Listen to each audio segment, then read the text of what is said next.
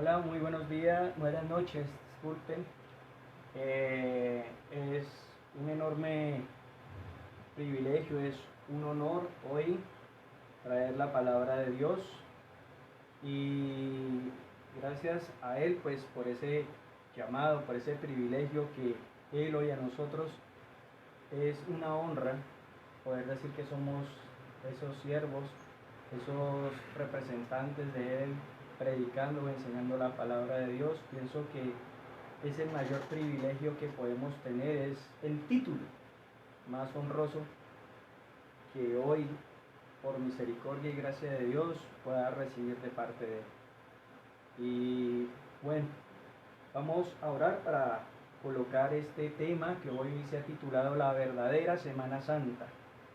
Y es un tema que me apasiona y a medida que estuve investigando, leyendo, escuchando videos, la verdad cada momento me apasionaba más. Y yo creo que en el transcurso de la enseñanza, eso que me sucedió a mí, yo creo que también sucederá con todos ustedes.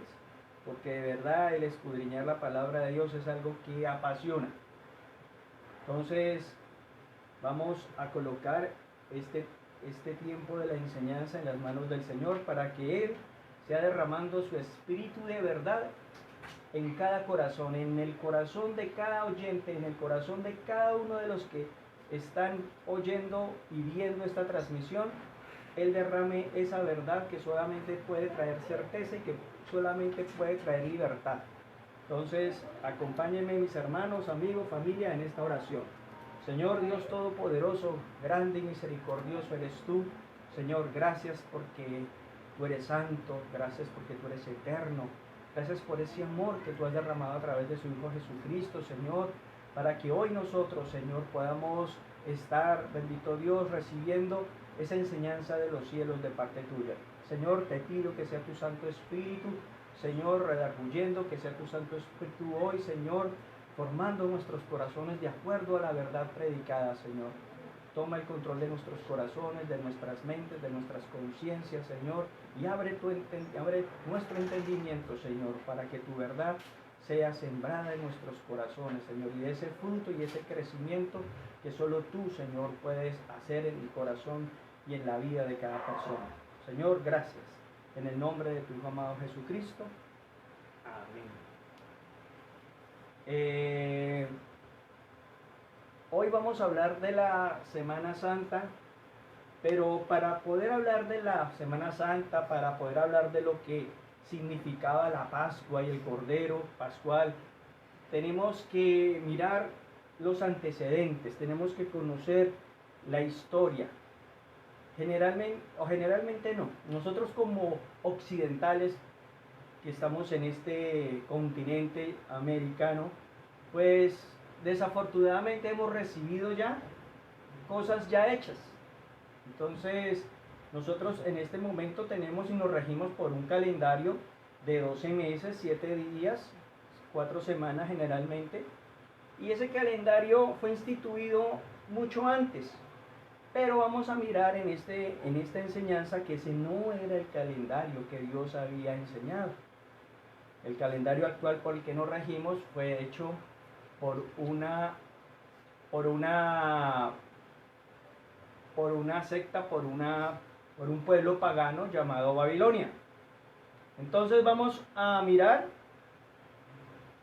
los antecedentes. Entonces dice la palabra de Dios en Isaías 2 al 3.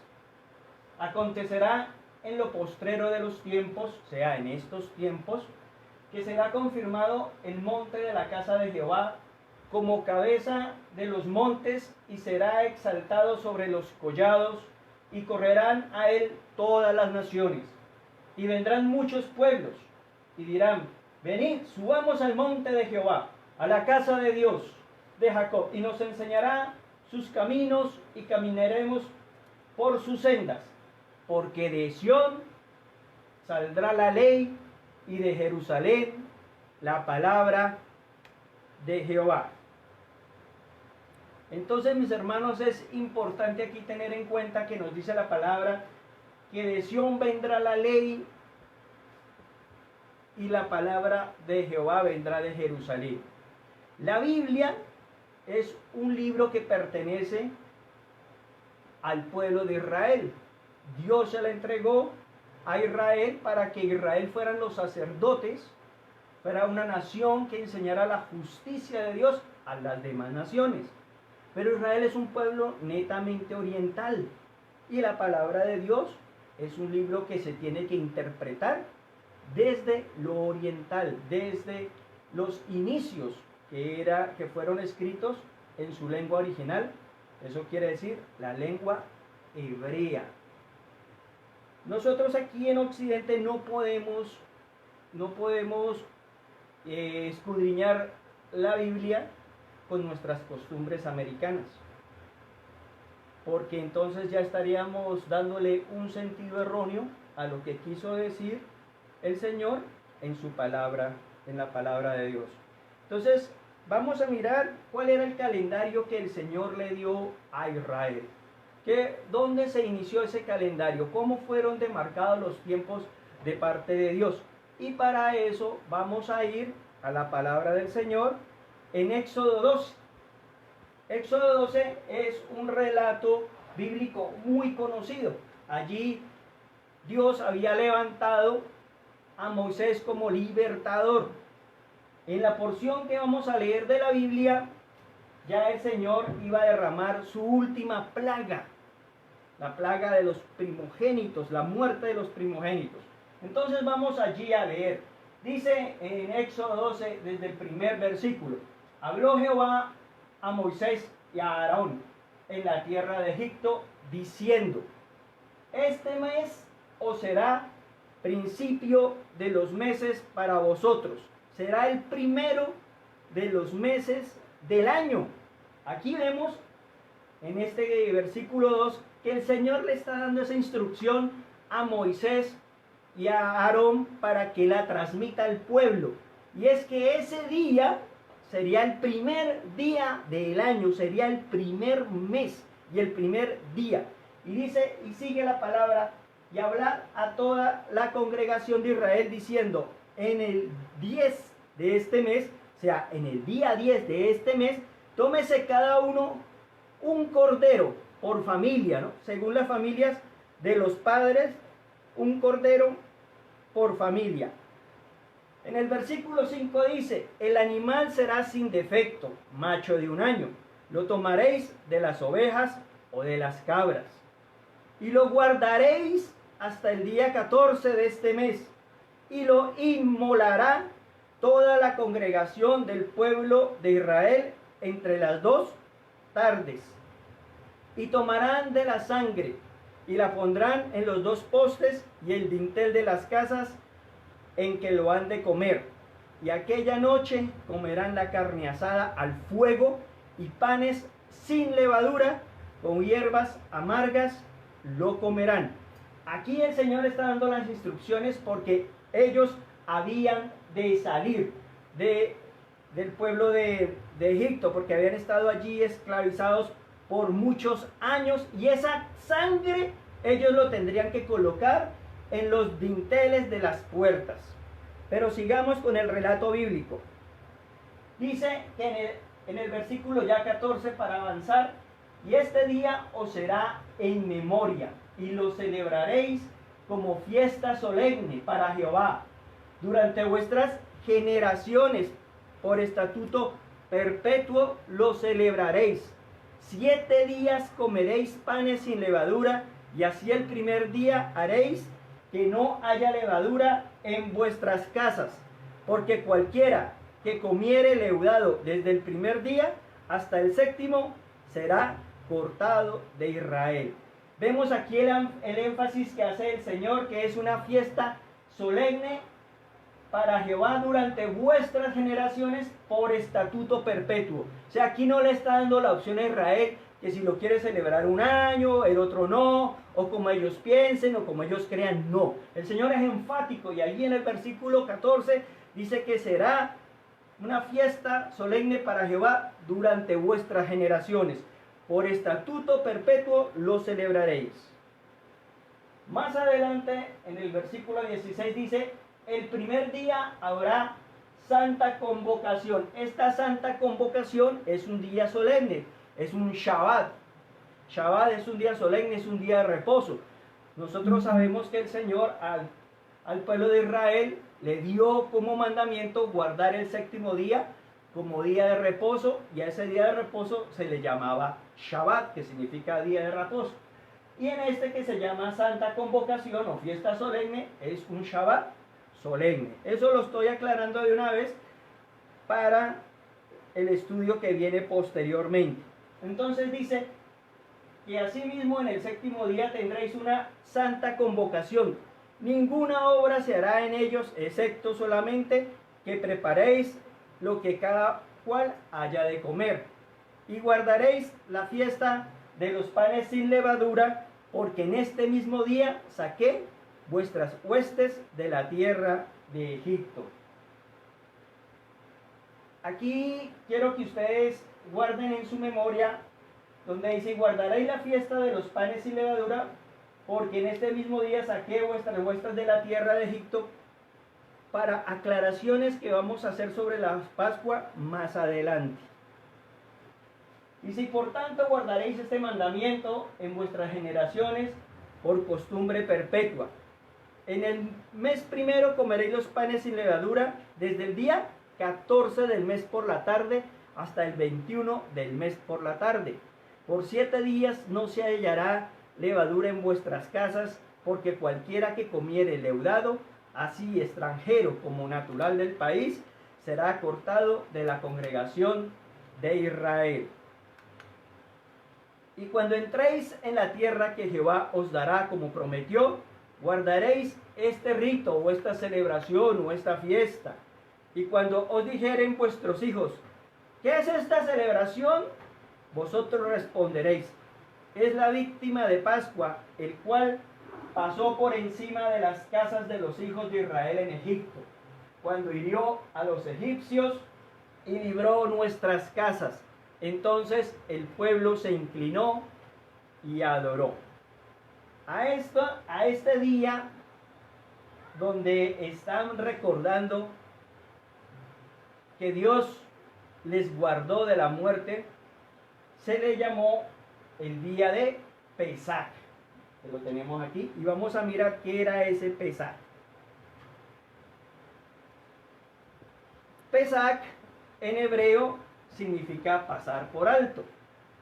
El ángel de la muerte, cuando iba allí con la instrucción de parte de Dios, que donde viera viera la sangre en los dinteles de las puertas, no los tocaría, y esa fue la instrucción de Dios para el pueblo de Israel.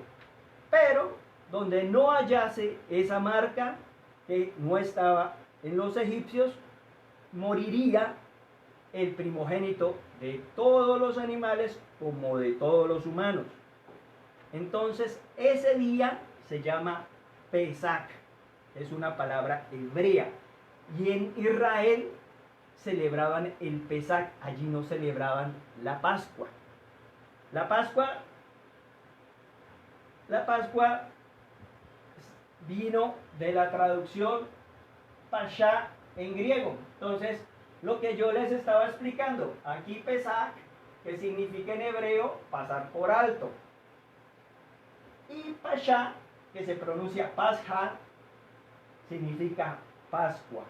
Entonces, el énfasis que hacen los rabinos, los judíos, es el del Pesach, que significa pasar por alto. ¿Por qué? Porque esa noche, ese Pesach, es el recordatorio, como nosotros lo leíamos en Éxodo 12, ellos siempre recordarán esa celebración como el día que Dios intervino sacándolos de la esclavitud de Egipto. Mientras que nosotros aquí en Occidente y para todo el resto del planeta, nosotros celebramos la Pascua, que es un término griego, Pascha, y hace énfasis en la muerte, entierro y resurrección de Jesús. Pero las dos se conectan a través del nuevo pacto en Cristo. Y se conectan, es algo muy lindo, porque allí en ese nuevo pacto a través del Cordero,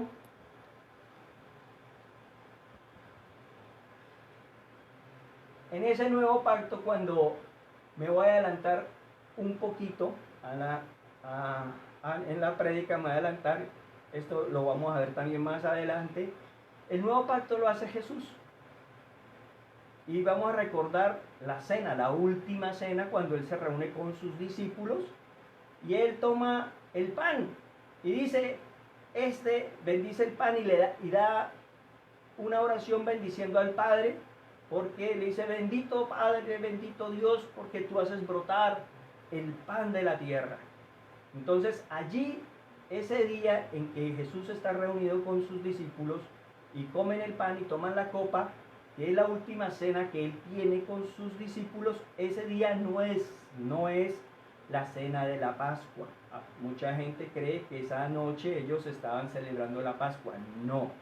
Esa noche lo que estaba haciendo el Señor era diciéndoles a sus discípulos que Él daría su cuerpo y que Él daría su sangre, y Él lo dice claro, y esta es la sangre del nuevo pacto. Y ese pacto se sellaría cuando la sangre de Jesús fue derramada en la cruz.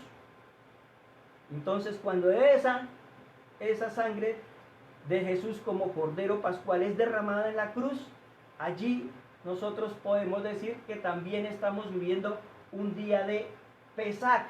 ¿Por qué? Porque allí el Señor está pasando por alto nuestros pecados a través de su sangre y a través de su sacrificio en la cruz para todos aquellos que hemos decidido creer en su escritura, creer en su evangelio. Entonces allí el Pesaj y el Pascha, que es la Pascua para nosotros, se convergen los dos. Entonces no es que el uno sea correcto y el otro incorrecto, no. Los dos se conectan a través del nuevo pacto, del sacrificio y la sangre derramada en la cruz. Eso es algo muy hermoso cuando uno hace el estudio, y allí es el Cordero Pascual. En Él nosotros estamos tomando ese nuevo pacto por su cuerpo y por su sangre que fue ofrecida en el Calvario. Ahora vamos a seguir. Entonces veíamos en Éxodo 12, que era el inicio del calendario del Señor. Allí da la orden a Moisés, da la orden a Aarón para que la transmita al pueblo, y ese sería el primer día. ¿Cómo se llamaba ese mes? Ese mes se le dio el nombre de Abib. Abib en ese entonces lo colocaron primero porque ese tiempo era el día de las cosechas de la cebada. Pero también en el hebreo actual, Abib significa primavera. Y nosotros vamos a mirar, y es muy interesante, que Jesús dijo allí en el monte, cuando Él estaba dando el sermón del monte, dijo que Él venía a cumplir la ley, que Él no venía ni a abrogarla, sino que Él venía a cumplir la ley. Y dentro de la ley que Él cumpliría, también cumpliría las fiestas de la primavera. Las fiestas de primavera. Y esto es muy interesante porque tenemos después que hacer otro estudio, porque así como se narra en los evangelios que Jesús cumple las fiestas de primavera, en Apocalipsis se nombra el cumplimiento de las fiestas de otoño.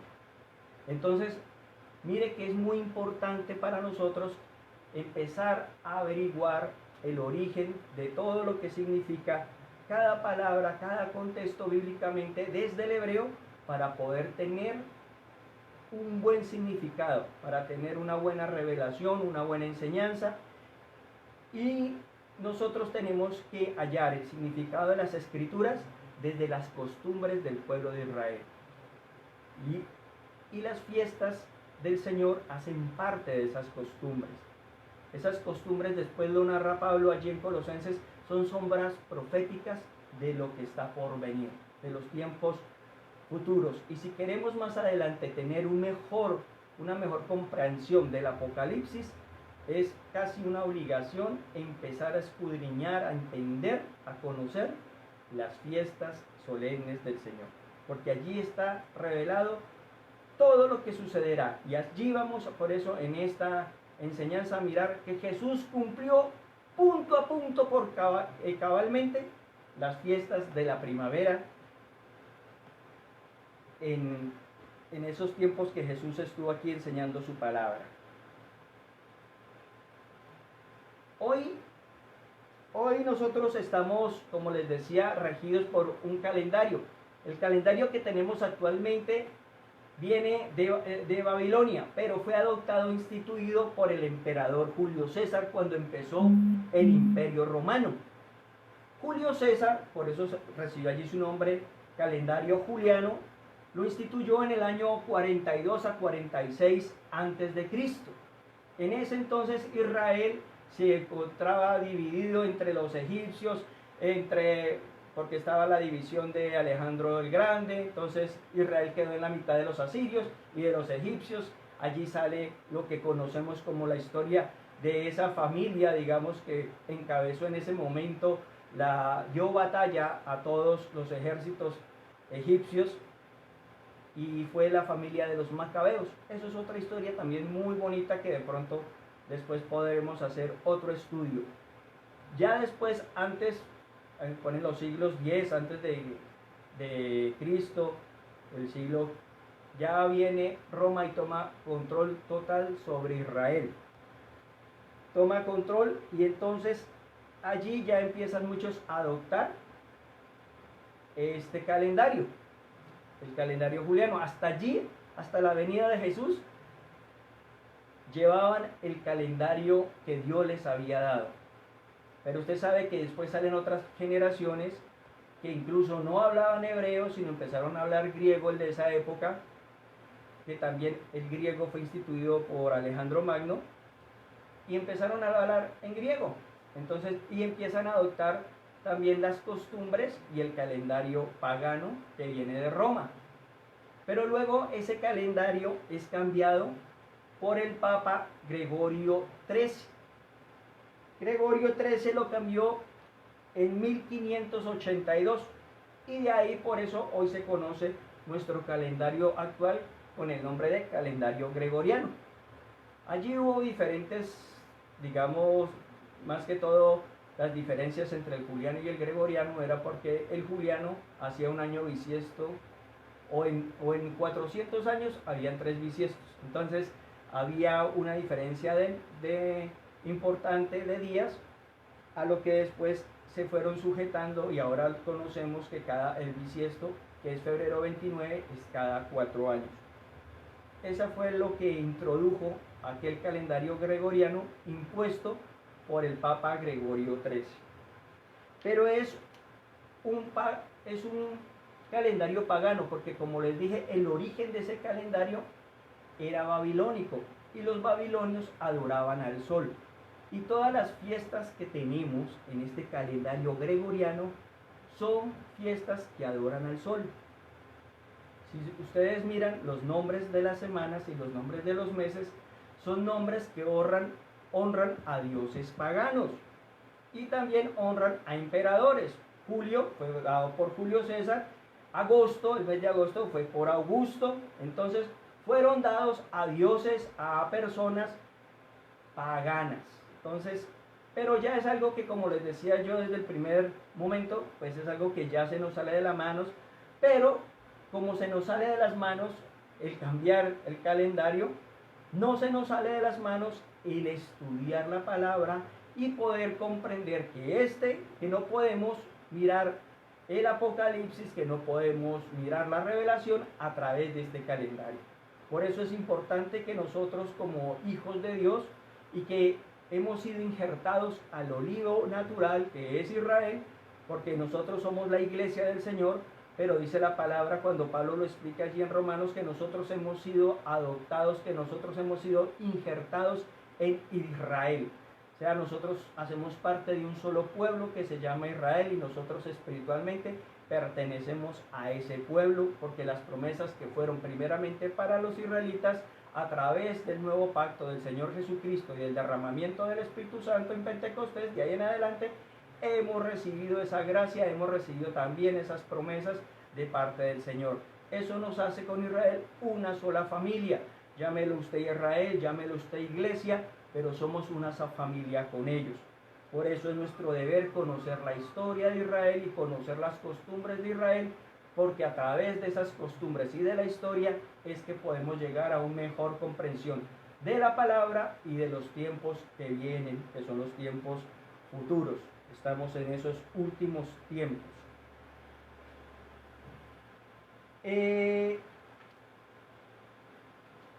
Y como les decía que la religión católica adoptó precisamente ese calendario juliano y luego gregoriano, ese día nosotros hemos recibido esas enseñanzas. Hemos recibido esas enseñanzas porque todos nosotros aquí en América sabemos que hemos sido colonizados por españoles, la gran mayoría, y ellos sembraron en nosotros la religión católica. Pero ya venía esa religión católica contaminada por ese calendario y por las costumbres paganas. Y allí el que sembró todas esas fiestas paganas fue Constantino en el siglo III. Y la religión o la costumbre nos enseña que la crucifixión del Señor Jesucristo fue el Viernes Santo. O sea, para la religión católica y para aquellos romanos y para todos que estaban adorando al sol, supuestamente Jesús murió. Es contradictorio, pero es así. Murió, lo crucifican y muere el Viernes Santo y resucita el Domingo Santo, que es lo que ellos llaman la gran celebración del Domingo de Resurrección. Bueno, pero ahora vamos a ver que nada de esto es verdad, porque según ese calendario romano pagano, el viernes se celebraba, era el día de Dagón, y Dagón es un dios asirio. Y el domingo que ellos dicen que es la gran celebración es el domingo de Ishtar. Ishtar es una diosa babilónica y es la diosa de la belleza, de la sexualidad y de la fertilidad. Entonces vemos que lo único que hicieron fue cambiar no las fechas, sino para tener a todos contentos. Entonces ellos seguían celebrando el día de Dagón a Ishtar y le dijeron a los demás, pues ustedes celebren la Semana Santa en esa fecha. Pero el origen es pagano. Eso era allí como darnos o darles a la religión católica un contentillo. Pero vamos a mirar en este estudio que esa no era la verdad. Y hay una señal que es muy importante y la vamos a mirar en Mateo 12 del 38 al 40.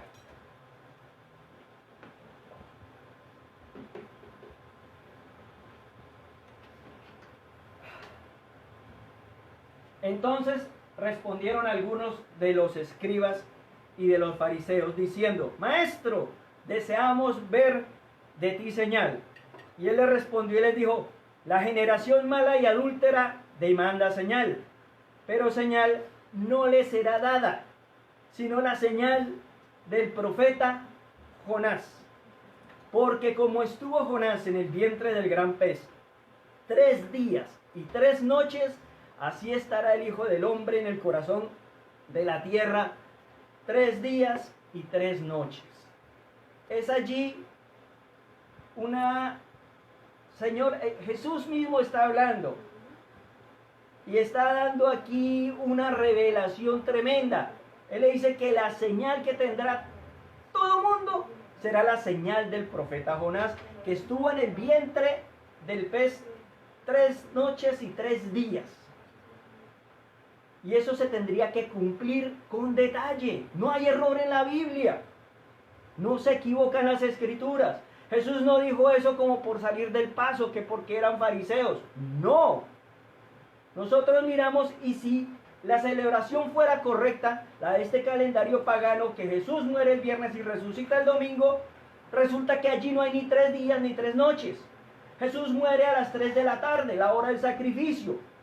Muere, expira, y tendríamos la noche del viernes y la noche del sábado. Solo 2 noches. Porque si resucita el domingo por la tarde, no se cumpliría la señal del profeta Jonás.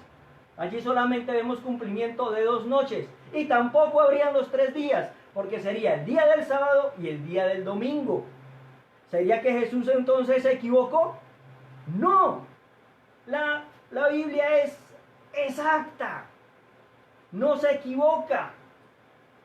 Y lo que se equivoca fue quienes escribieron esos textos dándonos esa alusión. Ahora, esos textos no están en la Biblia. Esos fueron los textos que promulgó la religión católica. Entonces, vamos a mirar allí, ahora vamos a empezar a explicar lo que es la celebración de la Pascua. Y vamos a mirar que sí se cumplieron los 3 días y las 3 noches que se habían profetizado de parte de Jonás como señal, y que Jesús no mintió, ni a los fariseos ni a los saduceos, dándoles la explicación de esta señal. Y vamos a mirar que Jesús cumplió detalladamente la Pascua. Aquí yo quiero que ustedes estén atentos, y si los que tienen la posibilidad de escribir, de sacar un lápiz, una esfera, un lapicero, anótenlo, porque es mucha información la que vamos a dar aquí, y sé que de pronto en esta información nosotros no se nos queda nada, no podemos memorizarlo todo, pero vamos a ver cómo el Mesías cumple exactamente con la Pascua.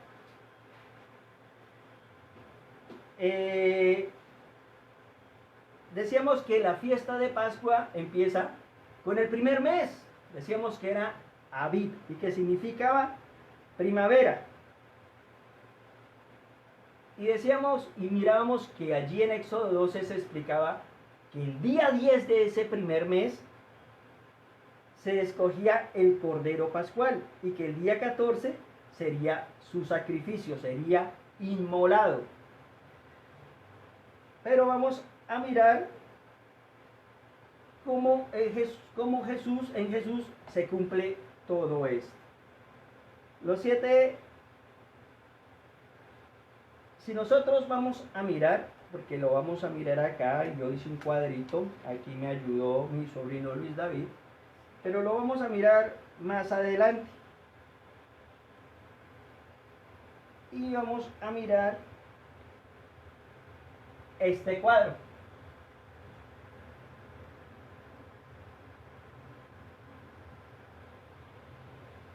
Vamos a mirar este calendario. Este es un calendario como funcionaba en ese primer siglo, en el tiempo de Jesús. Entonces decimos que era el primer mes, que se llamaba Abib, y que significaba primavera.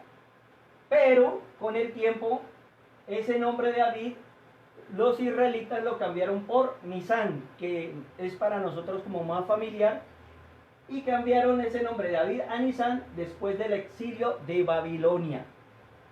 Entonces, cuando ellos llegaron a la reconstrucción del templo, que todos sabemos que fue Nehemías, que con Esdras, que fueron líderes que ayudaron a esa reconstrucción, se cambió del nombre de Abib a Nisán, y Nisán significa retoño, significa un nuevo renacer, y para Israel en ese momento, en esa época determinada específica, era un nuevo renacer, era reconstruir los templos de los muros de la ciudad, y levantar el altar a Jehová, al Dios Todopoderoso.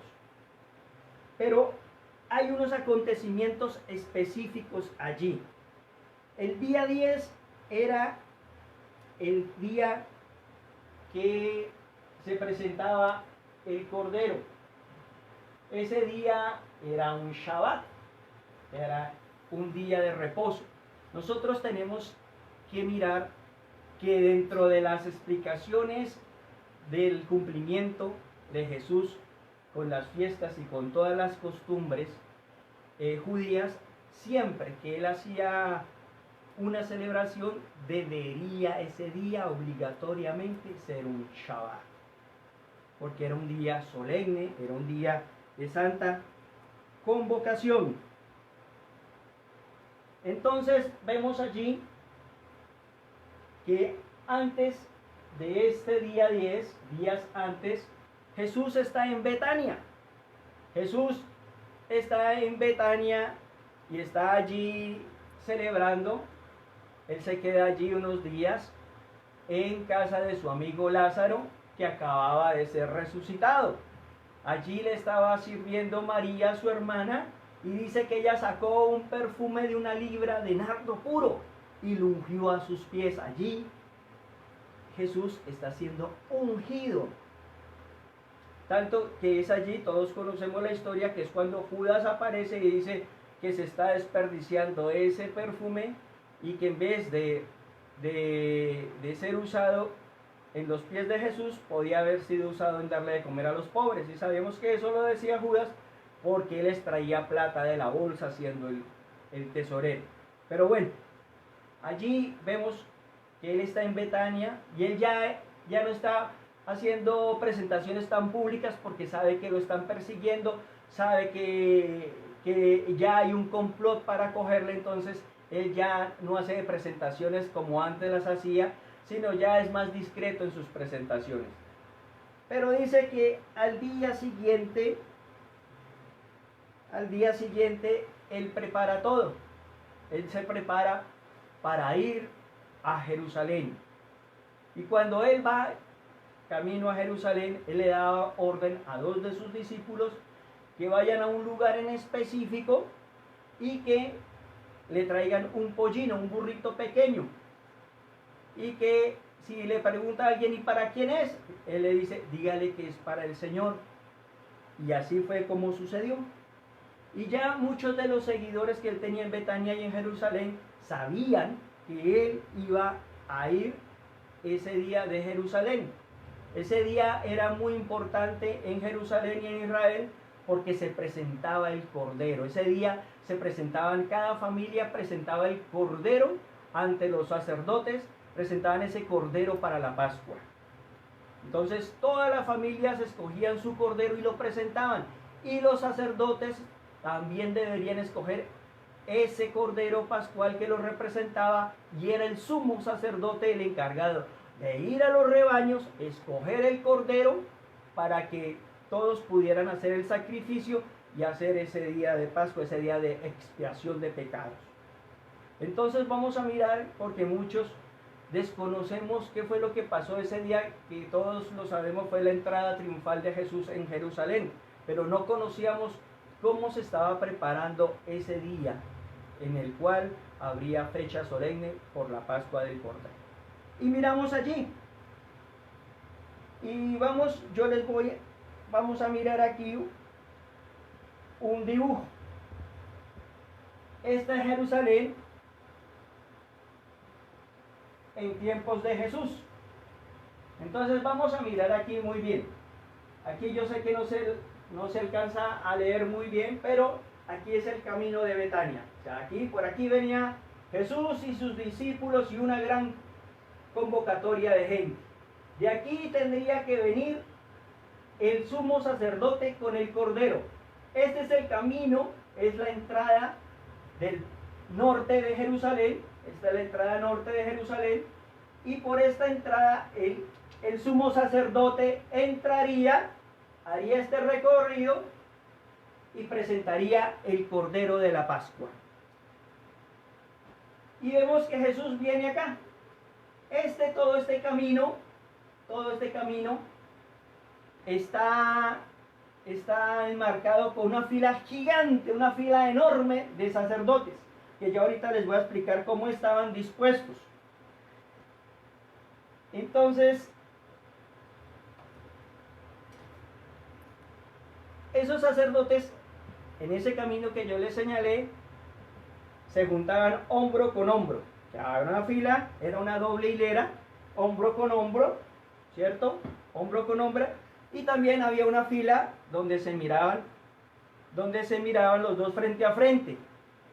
Por medio de esas 2 hileras de sacerdotes iba a pasar el sumo sacerdote con el Cordero que él estaba escogiendo allí en los rebaños.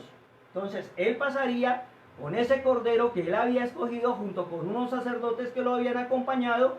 Escogen el Cordero y él empezaría a pasar con el Cordero, y todos los sacerdotes que llevan allí frondas son racimos de pino, de palmeras, llevaban frondas, árboles allí y empezarían a gritar: ¡Hosana en las alturas! ¡Bendito el que viene en nombre del Señor!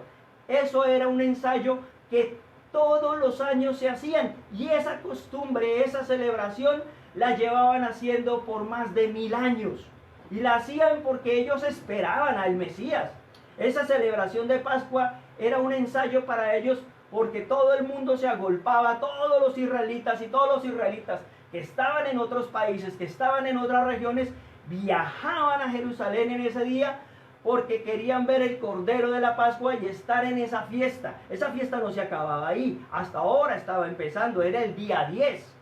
Pero todo el mundo viajaba porque esperaban con anhelo que viniera el Mesías, que viniera el ungido, que viniera el Salvador. Entonces todo el mundo viajaba con ese anhelo. ¿Será que este año sí llega el Mesías? ¿Será que este año podremos ver al Salvador de Israel? Y ese año en el calendario judío era el año 4092. Y en ese año no sabían que el Cordero Pascual se cruzaría en sus caminos. Y vamos a mirar otra vez el dibujito y les voy a explicar qué sucedió ese día. Ese día, que era el 10 de Abib, estaban allí. Entonces, miren lo que pasó, porque puede sonar hasta gracioso, pero Dios tiene marcadas las cosas. Para Dios no hay errores. Y Jesús viene aquí, como yo les decía, Jesús viene del camino de Betania, viene acá y ya viene sentado en su pollino, en su burrito pequeño. Él llega aquí y aquí hasta ahora viene el sumo sacerdote. Los sacerdotes están mirando para ese lado, ¿sí? Están mirando para allá, para el lado opuesto. Y viene Jesús aquí con toda la gente. Venían cientos de personas siguiéndole y muchos ya tenían las palmeras aquí. Y es cuando el pueblo de Jerusalén y los que venían con Jesús levantan las palmeras y empiezan a decir: ¡Hosana! ¡Hosana en las alturas! Bendito sea el que viene en nombre del Señor. Y él empieza a caminar por este camino. Y cuando empieza a pasar por este camino, en medio de los sacerdotes, como todo el pueblo está cantando y está gritando ¡Hosana!, ellos también al principio empiezan a cantar pensando que verían al sacerdote con el cordero. Y ellos empiezan a cantar ¡Hosana!, cuando miran y ven a Jesús en un burrito en vez de ver al sacerdote con el cordero. Es allí cuando los fariseos le reclaman a Jesús, le dicen: Jesús, reprende a tus discípulos, cállalos. Ellos se sintieron en ese momento ofendidos, porque ese camino lo habían preparado para el sumo sacerdote con el cordero. Y cuando ellos voltean a mirar y ven a Jesús encima de un pollino, entonces ellos muy bravos le dicen: Jesús, calla a toda esa gente. Y es cuando Jesús les dice: si ellos callaran, las piedras también hablarían, las piedras también clamarían. Y es la entrada triunfal de Jesús en Jerusalén. Es una historia muy poco narrada, y allí están levantando las palmeras.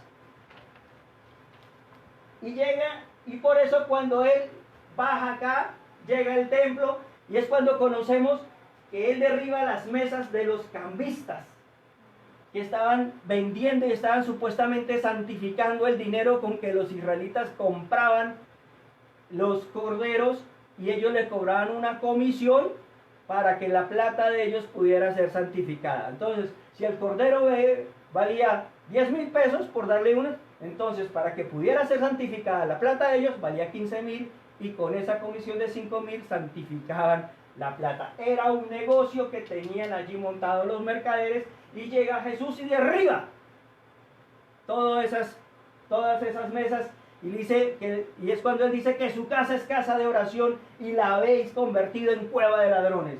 Entonces ustedes imagínense el impacto que pudo haber ocasionado Jesús en ese momento. Todo el mundo empezó y quería ver al sacerdote, y cuando ven a Jesús, y resulta para el colmo, digámoslo así, de los fariseos, que todo el pueblo, que todos los que estaban allí alrededor, empezaron a gritarle a Jesús: Hosana, Hosana en nombre del Señor. Entonces, esa era la gran furia, la gran frustración que sentía el sumo sacerdote, que sentían los sacerdotes, y por eso ardían en ira y querían matarlo. Querían matarlo.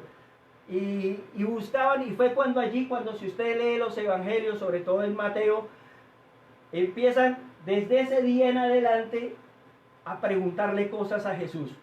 Y empiezan los fariseos, y empiezan los saduceos y los herodianos a hacerle preguntas para ver si él puede caer, porque querían matarlo. Querían matarlo. Pero no lo podían coger así porque el pueblo estaba con él. Entonces, vamos a mirar aquí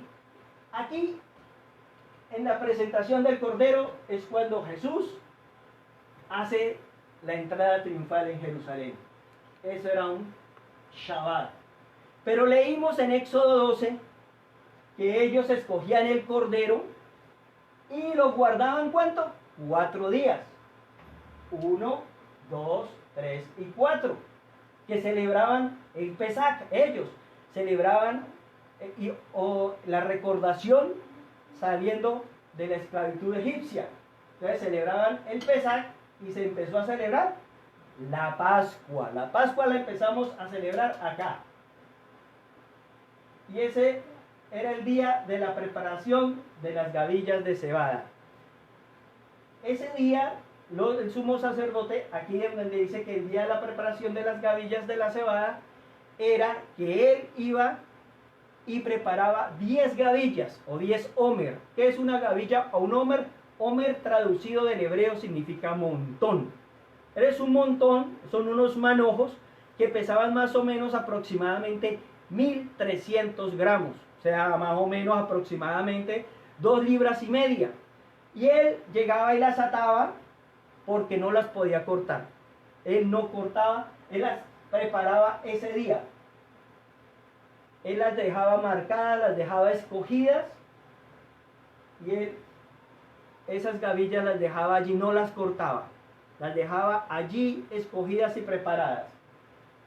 Eso lo hacían en el día, para que no les cogiera la tarde en el día de reposo.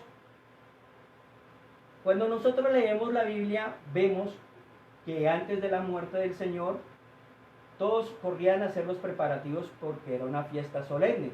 Allí dice en la palabra, y sí era una fiesta solemne, porque cuando leímos allí en Éxodo 12, dice que después de que se coma el cordero, que era el cordero asado en fuego, con los panes sin levadura y con las hierbas amargas, empezaba al día siguiente, el día 15, la fiesta de los panes sin levadura.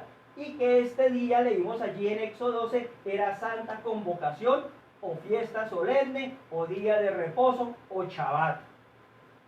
Entonces, no es que fuera un sábado, no es que fuera un sábado que es un día de reposo. Aquí sí lo era, aquí no. Aquí pasaban los 4 días y este día empezaban los panes sin levadura. Entonces, ese era un día solemne, por eso este día, el día 14,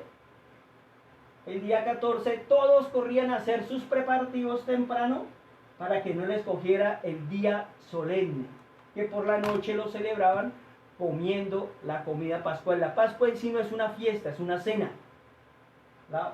No es una cena como decir los panes sin levadura y como decir las otras fiestas que tiene Israel, sino la Pascua es una cena, la cena pascual. Esa es la fiesta de Pascua, es esa noche. Y ese mismo día comen los panes sin levadura.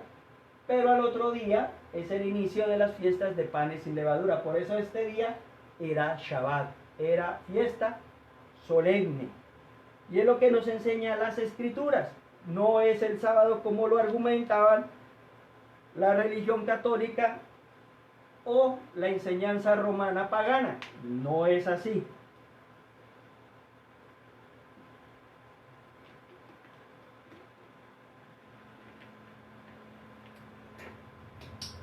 Pero bueno, volviendo aquí, después de este día que Jesús hizo su entrada triunfal en Jerusalén, empieza la inspección. ¿Se acuerda que yo les decía que se guardaba el cordero por 4 días? Y era que dentro de esos 4 días se hacía la inspección de los corderos. Se empezaba allí a mantener a esos corderos bajo observación. Y es cuando Jesús también entra en inspección. ¿Por qué? Porque es lo que le acabo de contar. Allí todos los fariseos, los herodianos empezaron a contarle. Tanto que unos le dijeron de los saduceos: Jesús, ¿tú con qué autoridad haces todas estas cosas? Y Jesús le respondió. Bueno, yo le respondo si usted me responde en otra pregunta. ¿El bautizo de Juan era un bautizo de hombres o era un bautizo mandado por Dios? Entonces ellos se van allí y dicen: bueno, si decimos que era de Dios, nos va a preguntar por qué no le creyeron. Bueno, y si es de los hombres, temían decirlo porque el pueblo respetaba y había amado a Juan. Entonces ellos dicen: no, Jesús, la verdad no sabemos, no tenemos la respuesta. Entonces él les responde: pues yo tampoco les voy a decir con qué autoridad hago estas cosas. Y empezaron a hacerle preguntas para hacerlo caer. Le preguntaron si era lícito pagar los impuestos. Cuando él le responde: dale al César lo que es del César y al Señor lo que es del Señor. Y nunca encontraron falta en él, no encontraban algo. ¿Cómo lo hacemos caer? Nunca encontraron un argumento válido que dijeran: Jesús faltó o falló en una cosa o dijo algo errado. No, jamás encontraron en él falla alguna. Entonces, en esos 4 días empieza esa inspección y no hallan ningún mal en él.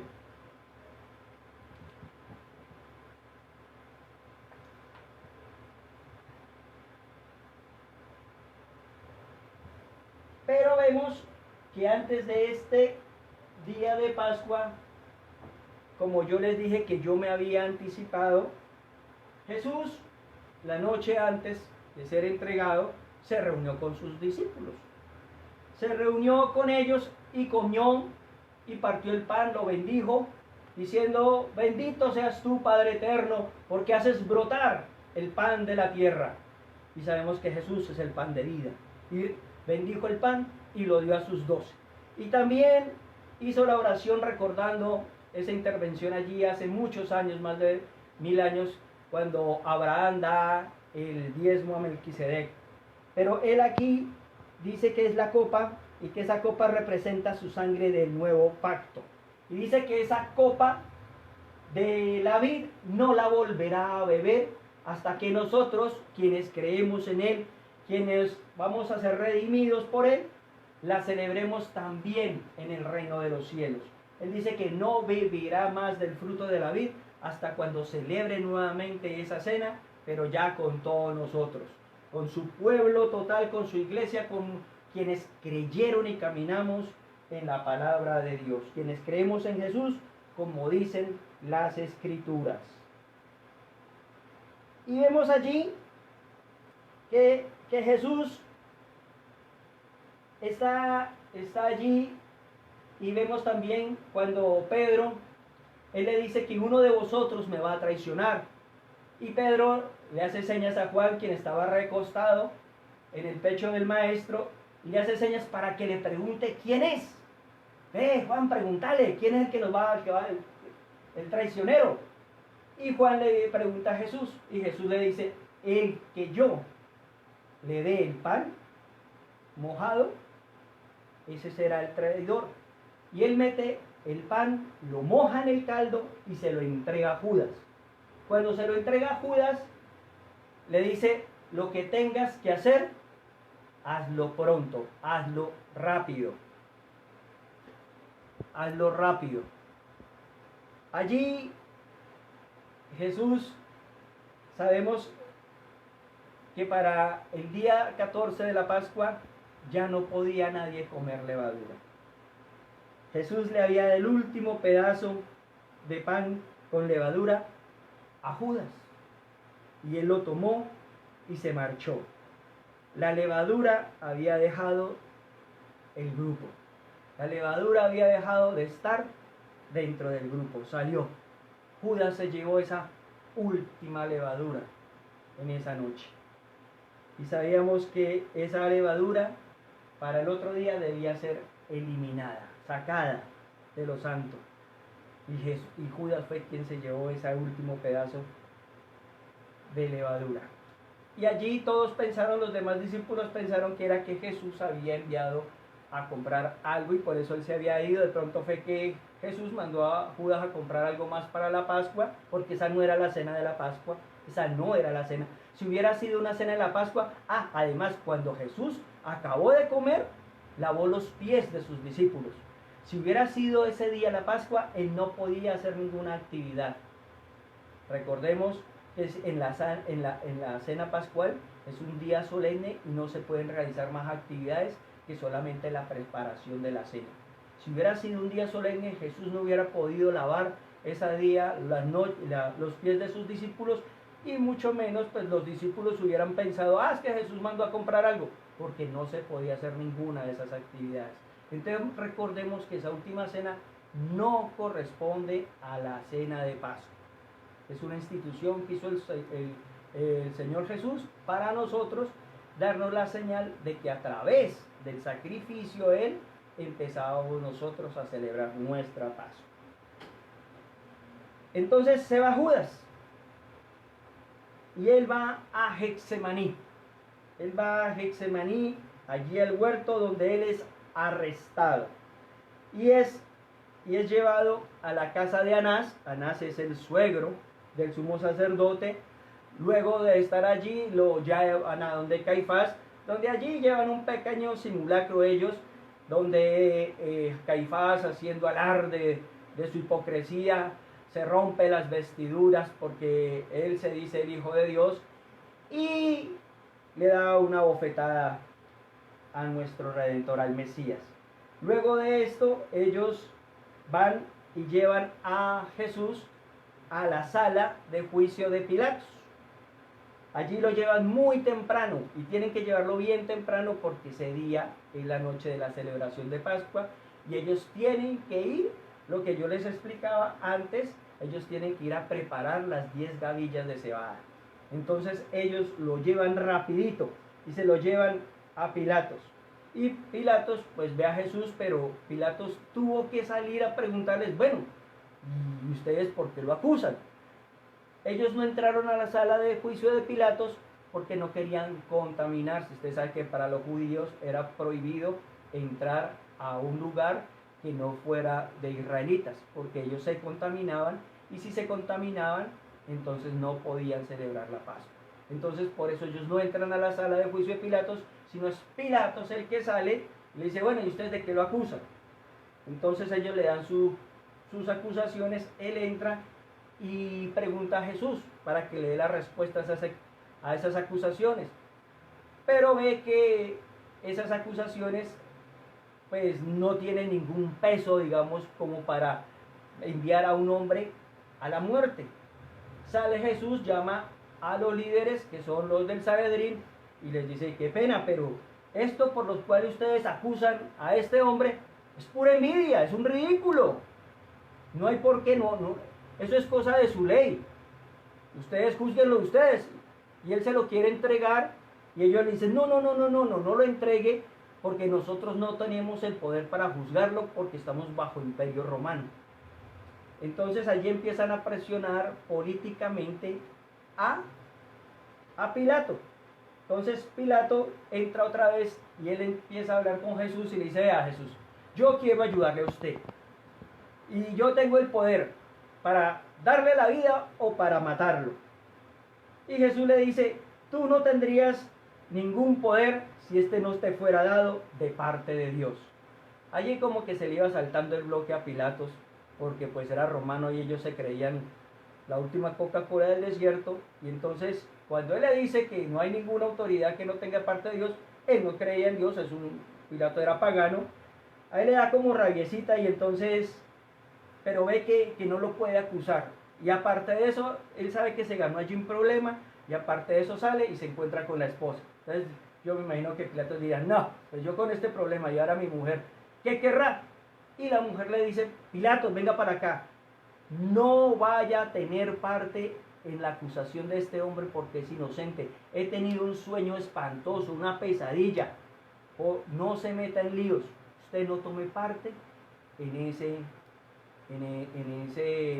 problema que tiene este hombre allá con el Sanedrín judío.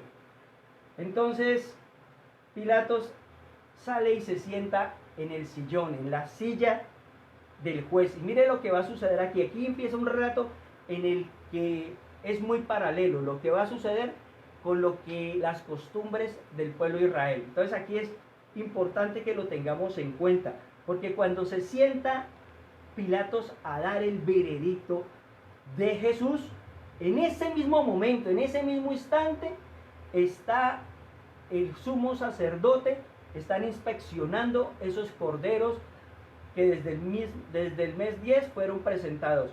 Allí él está inspeccionando los corderos. Y en el mismo momento que va a hablar, Pilatos dando el fallo, también está hablando el sumo sacerdote dando el fallo sobre los corderos o sobre el cordero de la Pascua. ¿Y qué fue lo que dice Pilato? Dice, no hallo falta alguna en él. En ese momento, Pilato declara que el Cordero Pascual, nuestro Mesías, nuestro Redentor, no presentaba ninguna falta, era el Cordero perfecto. Y en ese mismo momento el sumo sacerdote estaba declarando que no encontraba falta alguna en el Cordero que ellos iban a sacrificar para la Pascua. Entonces vemos que el Señor Jesús estaba cumpliendo detalle a detalle, con cabalidad, las fiestas y las costumbres del pueblo. Él estaba cumpliendo la ley y los profetas. Él estaba cumpliendo las fiestas solemnes de Pascua.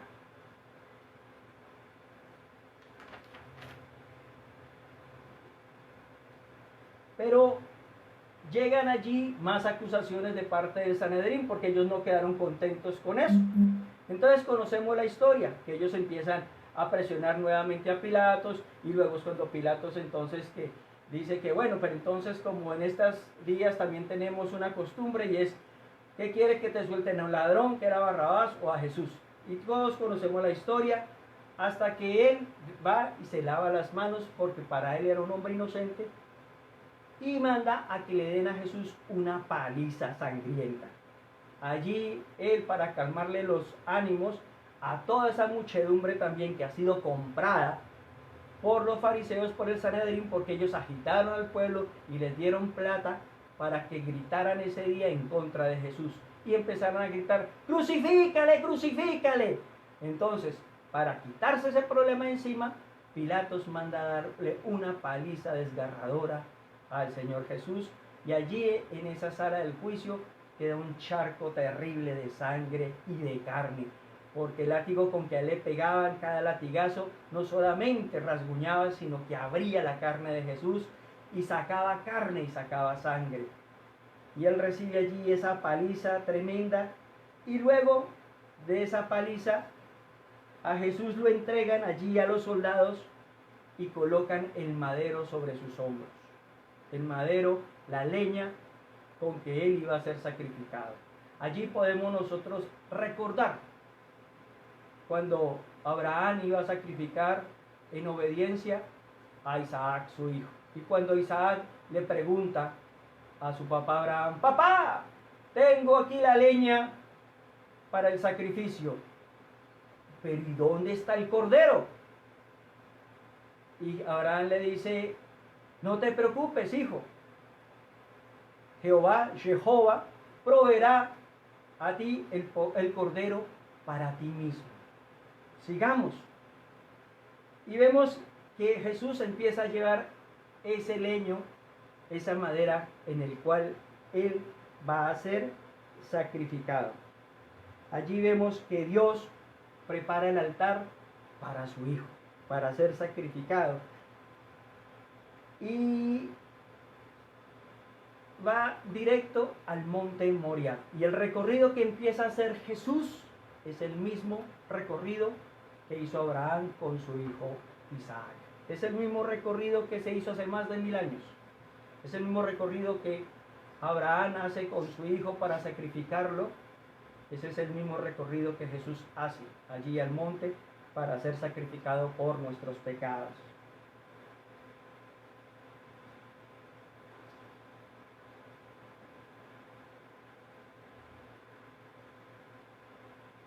Ahora cuando Abraham va a sacrificar a su hijo, dice que él levanta un altar de piedra. Ahora ese altar, donde él va allí en ese Gólgota, ya ha sido cincelado. Ya, pues ya no es ese altar de piedra rústico que en su momento construyó Abraham. Ahora ya tiene una construcción. Pero es en el mismo periodo. O sea, el día que salió Israel de Egipto era un Pesach. El día que Abraham presenta a Isaac era la misma época por la cual salió el pueblo de Israel, era un Pesaj. Incluso se dice, los rabinos y los historiadores dicen que cuando Dios le da la orden a Abraham de salir de su tierra y su parentela, era un Pesaj, era una salida de su parentela, era un cambio de vida, como cambió la vida del pueblo de Israel cuando salió de Egipto.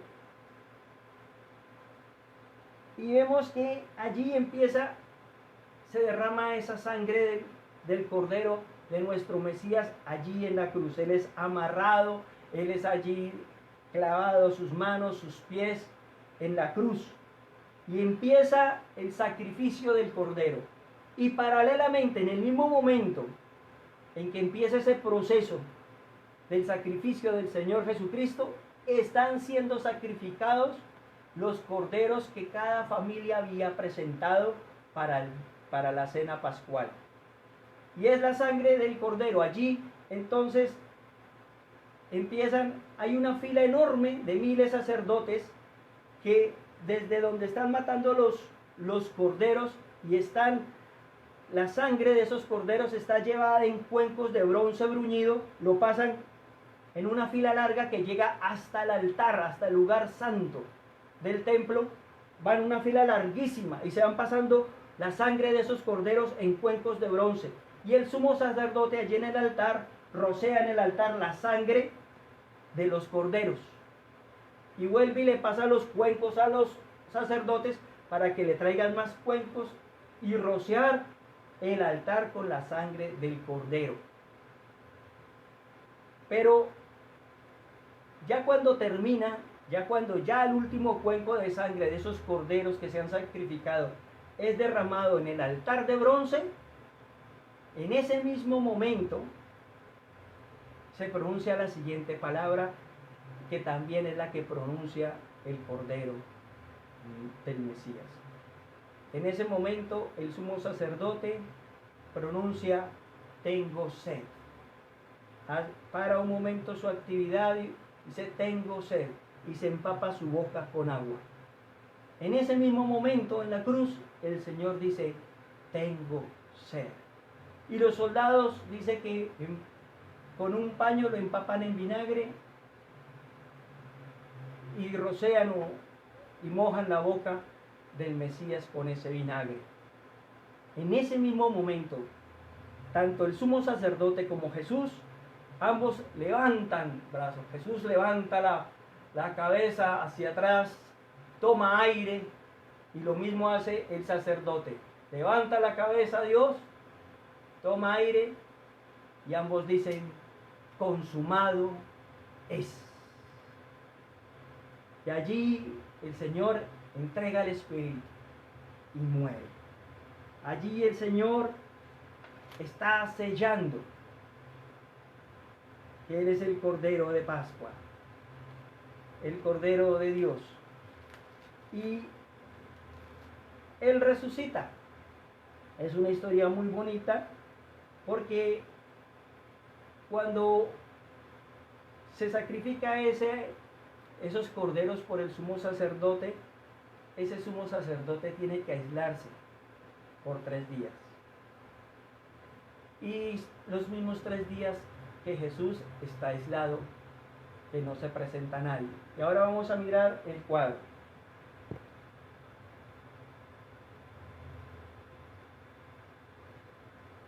Vamos a mirar lo que habíamos hablado desde el principio, que son la señal del profeta Jonás. Entonces, aquí se presenta el Cordero en el día 10. Jesús es sacrificado la tarde del día 14. Ese 14 era miércoles. ¿Por qué? Porque aquí es Shabbat, que es sábado, aquí es domingo, aquí es lunes, aquí es martes y aquí es miércoles. O sea que para nosotros ayer, miércoles de Semana Santa, sería el día en que nuestro Cordero, nuestro Cristo, nuestro Mesías, nuestro Redentor, es crucificado en la cruz. Y tendríamos que Él muere por la tarde, lo preparan antes de que sean las 6, cuando se va a poner el sol, para que no les coja el día solemne, que van a celebrar la Pascua.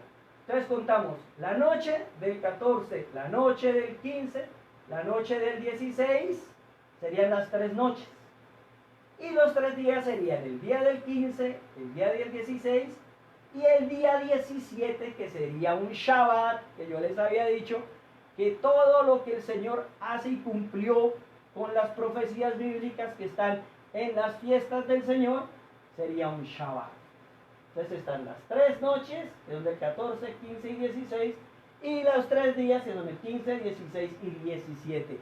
Y Él resucita, no un domingo, un Shabbat, un sábado. Él muere un miércoles por la tarde y resucita también un Shabbat por la tarde, al mediodía. Y vemos que Él resucita, ¿cierto? Él resucita. Y después de ese Shabbat va María corriendo a mirar la sepultura, buscaba a su Señor. Y dice la Escritura que ella fue muy, pero muy temprano, muy temprano. Ella va muy temprano y ve que la tumba, la piedra de esa tumba está corrida. Y entra en la tumba y no ve a nadie. Los evangelios relatan que ella va, llama a Pedro, llama a los discípulos y dice, se robaron el cuerpo de Jesús. Y ellos van, inspeccionan y se van. Pero María queda allí. Y como es temprano, ve a un hombre y ella piensa que es un jardinero. La Biblia dice que es un hortelero, jardinero. Y él le dice, y el jardinero le pregunta a ella a la distancia, ¿a quién buscas? Y ella le dice, a mi Señor, al Maestro. Ve, ¿tú sabes para dónde se lo llevaron? Y el jardinero le responde, María. Cuando él pronuncia el nombre de María, ella conocía el timbre de su maestro. Ella conocía esa voz, ese llamado lo conocía, porque era el llamado de su Salvador, era el llamado de aquel que había transformado su vida miserable y le había dado nueva vida, le había convertido en una nueva mujer que ya no era más señalada por la sociedad, le había dado una identidad en Cristo, había sido reformada por el amor que le había derramado en ella en esa cruz, le había dado una nueva vida. Y por eso cuando allí dice María, le dice en un leve murmullo, María, ella es estremecida, ahí mismo brotan lágrimas de sus ojos y va a correr donde su Señor y se tira a sus pies, pero él da un paso atrás y dice, no me toques, María, no he subido al Padre, no me toques, pero ve y diles que yo me presentaré después. Y ella va corriendo y sabemos que los discípulos no le creen, pero quiero allí ver una cosita y se lo voy a mostrar en el calendario. Aquí en este día 14, cuando es sacrificado el Cordero Pascual, Jesús, ellos están preparando esas gavillas de cebada. Ellos la preparan. Aquí empieza la fiesta de los panes sin levadura, que empieza el 15 y termina el 21. Es el fin de los panes sin levadura. Y aquí tiene un significado muy bonito, porque ese 21 de ese día 21 del mes, cruza Israel el Mar Rojo. Allí cruzaron el Mar Rojo los israelitas. Por eso es el fin de los panes sin levadura. Porque significa ya que ellos salen de esa levadura de los egipcios, que ellos ya no tienen nada que ver con ellos. Pero aquí cuando ellos preparan la cebada, en este día, en esta fiesta del 15 al 21, hay un Shabbat de por medio. Este es un sábado. Es un sábado. Y ellos el día siguiente empieza lo que se llama el Shavuot. Pero no es ese día el Shavuot, es el Bikurim. ¿Qué es el Bikurim? Son los primeros frutos de la cebada. Este día, el sumo sacerdote, que ha separado ya las gavillas, que ha separado la cebada, ese día la corta. Aquí está sin cortar, aquí la corta y va al templo y la mece y la presenta al Señor. Le presenta los primeros frutos de la semana y eso se llama un Omer, el primer Omer. Y luego se cuentan 50 días. De este día en adelante se van a contar 50 días, sea 50 Omer. ¿Y qué tiene significado esos 50 Omer? Celebran el 50 día, va a ser también un día después de Shabbat, porque son 7 semanas, 7 por 7, 49, y va a caer nuevamente en un día después de Shabbat. Y allí será el recordatorio de lo que nosotros llamamos Pentecostés. Y allí será el derramamiento del Espíritu Santo, que nosotros lo vemos en Hechos 2. Allí se cumple también, en esta fiesta de primavera, se cumple el derramamiento del Espíritu Santo cuando Jesús le dice a sus discípulos que lo esperen en Jerusalén, que no salgan de él, que lo esperen 50 días. Nosotros lo conocemos como Pentecostés, ellos le llaman el Shavuot. Pero aquí, en este día, se presentan los primeros frutos de cebada. Esos primeros frutos de cebada, usted sabe que cuando Jesús murió, hubo un gran terremoto, se rompieron, se dividieron varias piedras y dice que resucitaron algunos. Esos que resucitaron son los primeros frutos de la cebada. Son los primeros frutos que va a presentar el Señor a su Padre eterno. Porque allí cuando se habla en 1 de Corintios sobre las resurrecciones, dice que Jesús es el primogénito de la resurrección. Pero dice que después vendrán los primeros frutos y luego nosotros la iglesia. Esos primeros frutos son estos que resucitaron cuando Él muere. Por eso, cuando se presentan esos primeros frutos, el sumo sacerdote no podía ser tocado. Él tenía que aislarse. Por eso Jesús, como sumo sacerdote, tampoco podía ser tocado hasta que presentara esos primeros frutos. Por eso Él sube al Padre, presenta los primeros frutos que en esos primeros resucitados y luego vuelve y desciende y ya es cuando se le aparece a las otras mujeres y se le aparece también a Pedro y los demás discípulos. Nos podríamos quedar aquí horas hablando de este tema y de verdad a mí me encanta, me apasiona, hay muchos más datos, pero pienso que esta era la base y tenemos que empezar como lo dice allí Juan en 5:39, que tenemos que escudriñar las Escrituras porque en ellas está la vida eterna. Tenemos la palabra profética más completa, más cierta. Tenemos la palabra profética que es esa antorcha que dice Pedro que alumbra en lugar oscuro. Que nosotros también seamos esas antorchas que alumbran la oscuridad y las tinieblas de aquellos que no conocen a nuestro Mesías, a nuestro Redentor, a nuestro Cordero Pascual. Entonces miramos que tenemos que volver al inicio, al origen, a ese pueblo de Israel, a estudiar un poquito más las fiestas. Nosotros no tenemos como occidentales esas costumbres de mirar las fiestas del Señor y estudiando esas fiestas nos encontramos con muchas cosas que desconocían. Por ejemplo, yo desconocía muchas cosas que en paralelo Jesús había hecho y que a la vez se estaban celebrando ese mismo día por parte del pueblo judío. Hermanos, para mí ha sido un placer enseñar, traer estas enseñanzas. Espero que cuando acabe todo esto poder estudiar más y más y poderles dar algunas enseñanzas con un poco de mayor profundidad. Los amo mucho y espero que tanto ustedes como yo lo hice, aprendí y quedo de verdad maravillado de ver cómo el Señor cumplió